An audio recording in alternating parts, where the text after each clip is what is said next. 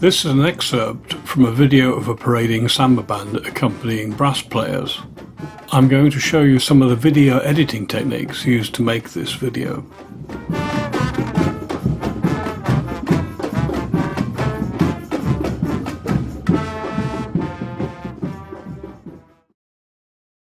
Firstly, let's see how the event was recorded.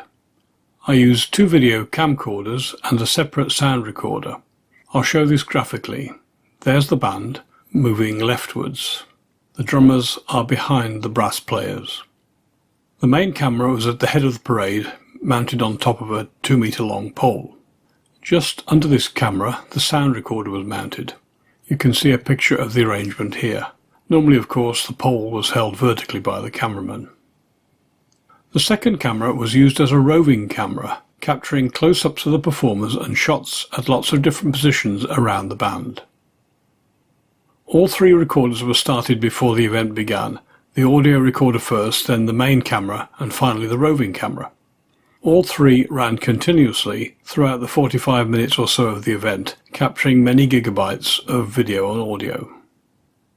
The main camera was a GoPro, and the roving camera was a Zoom Q4. The sound recorder was a Zoom H2. This has an integral stereo microphone which was fitted with a dead cat type of windshield, and that can be seen in the picture. The camcorders were set to record 1080p resolution at 30 frames per second, and the sound recorder recorded a file in PCM or WAV mode, 16-bit 44.1 kHz sampling for best audio quality. Since the recorders, like all modern digital units, use quartz crystal controlled time bases, they keep in step with each other satisfactorily over this sort of time period. So once the recorded tracks are synchronized together at one point, they remain so over the period of the event. The project uses two video tracks and the music track. The music track is the main reference to which each video track is synchronized. I'll show this graphically here. This is a simplified diagram of how the video editor is laid out. First, the audio recording from the Zoom H2 is moved into the music track position starting at time 0 on the timeline. Then the GoPro main camera footage is put on track 1. It's synchronized with the audio on the music track below. Afterwards, the roving camera footage from the Zoom Q4 is put on track 2 and again synchronized with the audio on the music track. So now we have the main camera on track 1 and the roving camera on track 2, both synchronized with the music track. We can switch between the two tracks to select whichever source of pictures is wanted at a particular time. The video editor always selects the highest number video track to the output, that is the one at the bottom.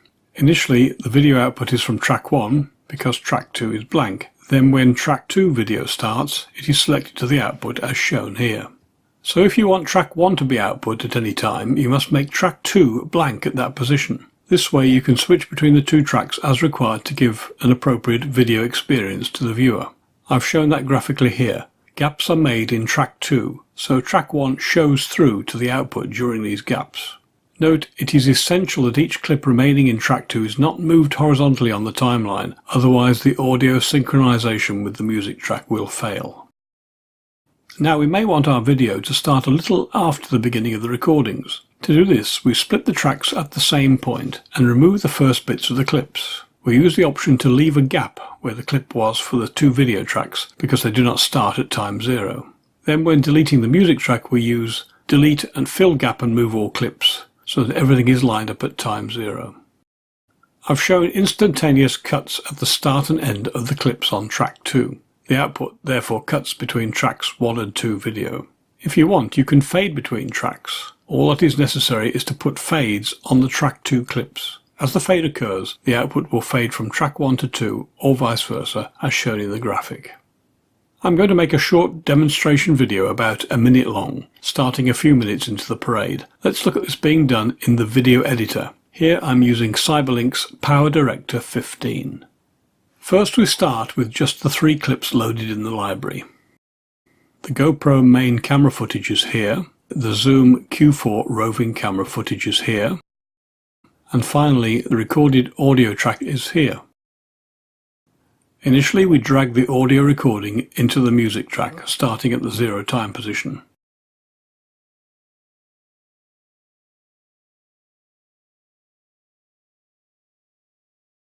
If we look a few minutes into the recording, you can see from the audio envelope shown where the band starts playing. It's just after 4 minutes in.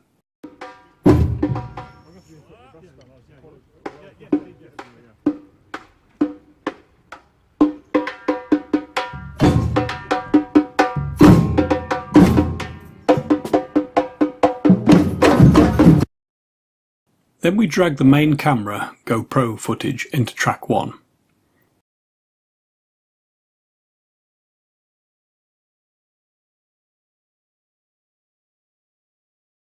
Let's listen and watch just that clip to see where the music starts. First, switch the music track off and track 1 audio on. We play the clip on track 1. We are talking end of class in D minor now. At the start there's just talking. Let's move along to where the music starts.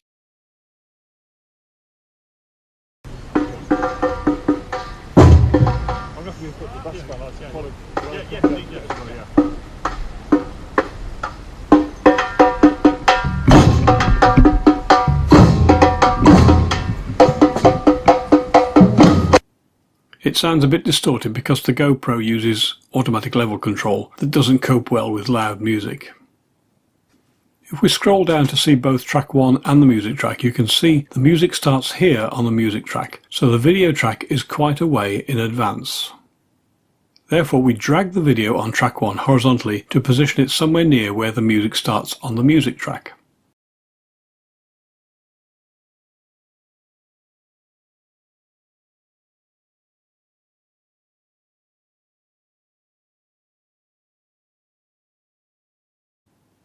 Now we switch the music track on again and turn off the audio on track 1. Play the video at this position to see how far out the audio synchronization is.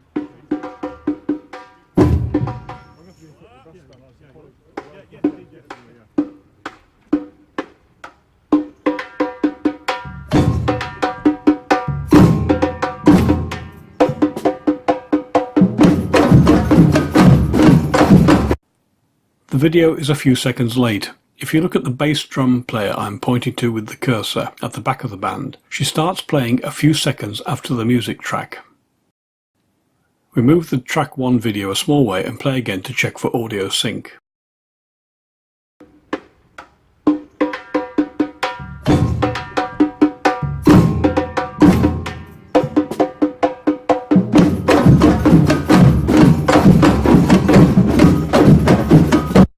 The video is still a bit late, looking at the same drummer as before. Since we're quite close to synchronism, I'll zoom the timeline and you can see the matching bits of the audio envelope that I'm pointing to with the cursor. So finally adjust the video position so the sound envelopes match up.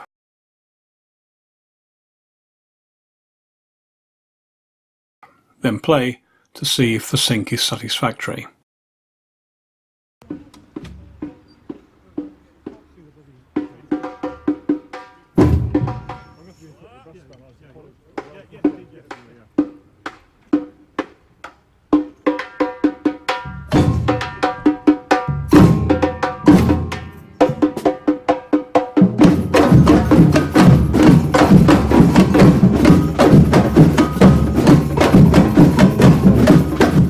It's not far out. Look at the tambourine players at the front of the band. They're playing a distinctive dat-dat-dat-dat-dat pattern. Their movements nearly match the sound.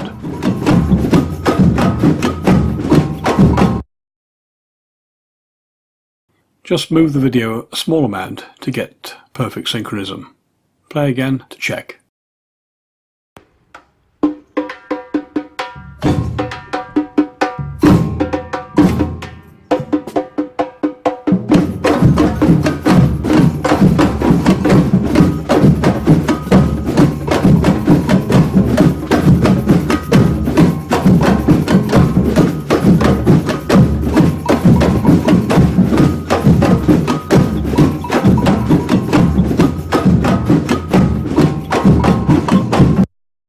It looks okay. Now drag the roving camera, zoom Q4 footage, into track 2.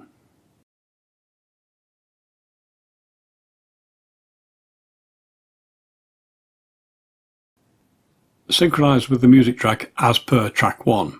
I've speeded up the process here to save repeating myself.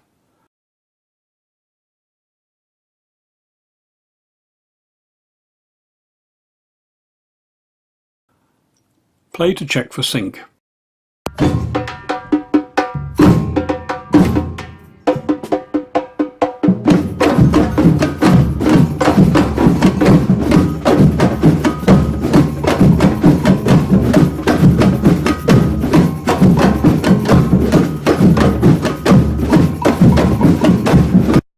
Again, the distinctive pattern played by the tambourine players at the front allows a good check of the synchronizing.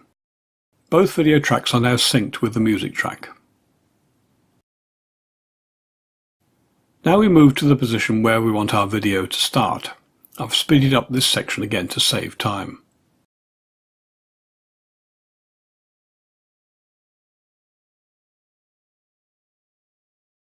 Now split all the tracks at that new start position.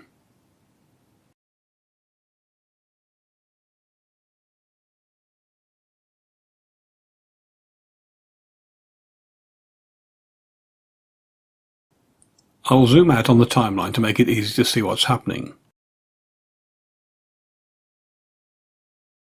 Remove the first part of the track 1 clip, leaving a gap. Similarly, we remove the first part of the track 2 clip, again leaving a gap. Finally, we remove the first part of the audio track, but this time filling the gap and moving all clips in the process. This lines all 3 tracks so they start together at the 0 point on the timeline. Play from this beginning on the timeline.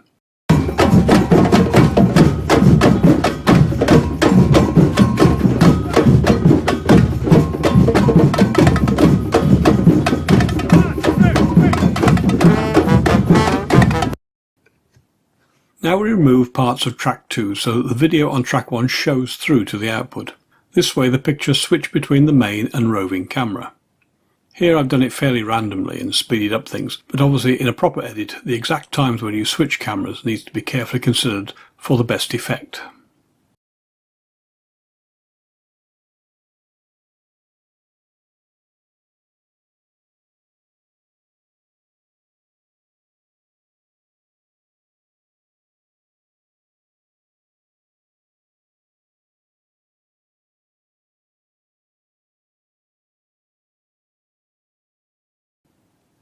Now trim and remove the ends of the clips to define the length of our video.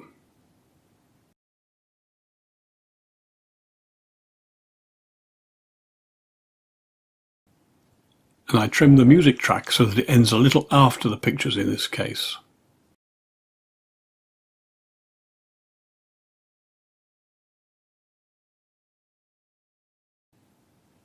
Now let's play the whole thing and you will see the output switching between the main and the roving camera, track 1 and 2 respectively.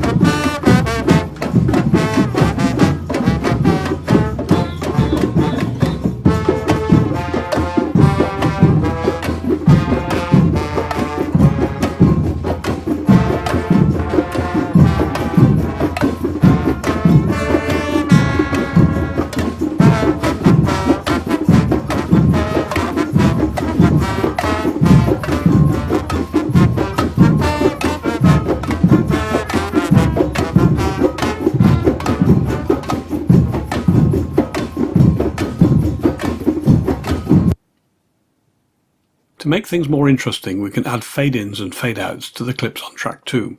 This softens the transitions between the tracks, replacing a hard cut with a fade.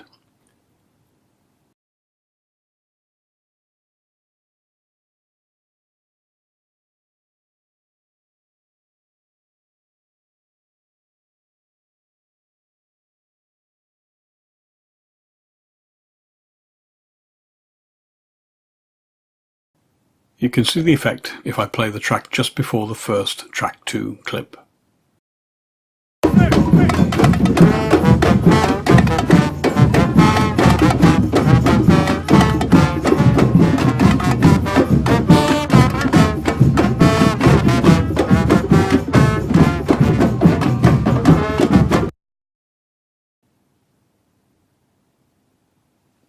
Then we add a fade in and out on the main camera, track 1, so the video starts and ends on a black screen. I'll play to see the effect at the start of the video.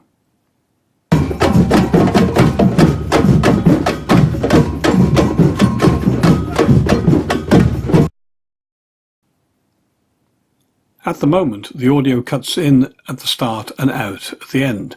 To soften this, we can add audio fades at the beginning and end of the video. First, we fade in the music track at the beginning.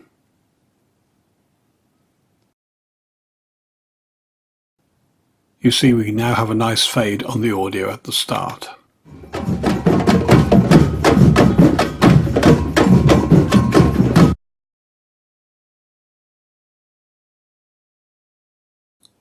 We cut the music track a few seconds after picture's end and fade out the music track.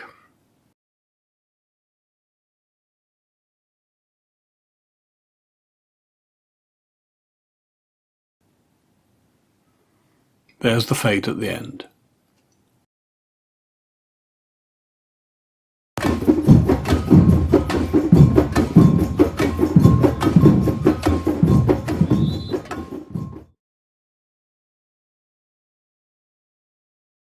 Let's put a title at the beginning. You edit the title as usual in Windows, and I've speeded it up here. You can change the font size and colour, and it's useful to add a shadow if the title is over the picture to help it stand out.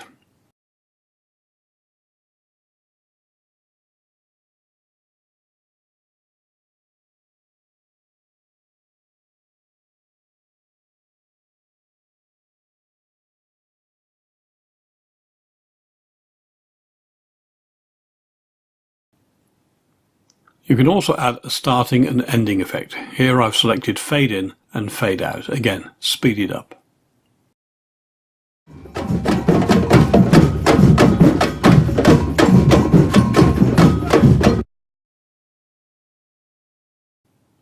I think I'll change the text colour to yellow to make it stand out better.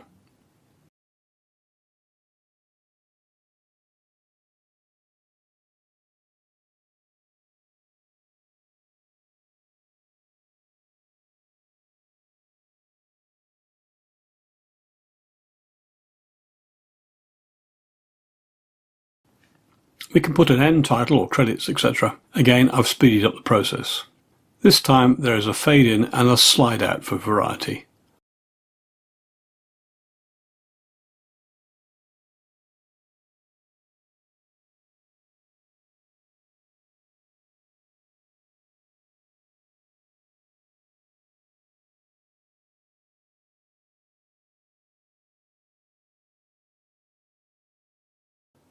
Let's see how that looks.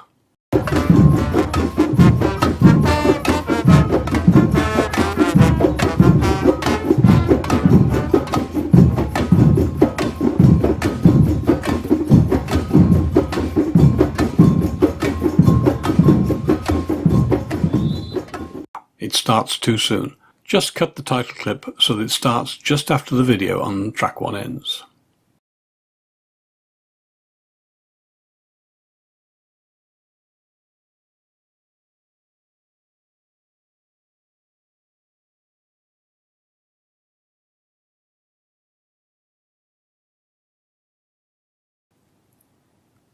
Play the end again.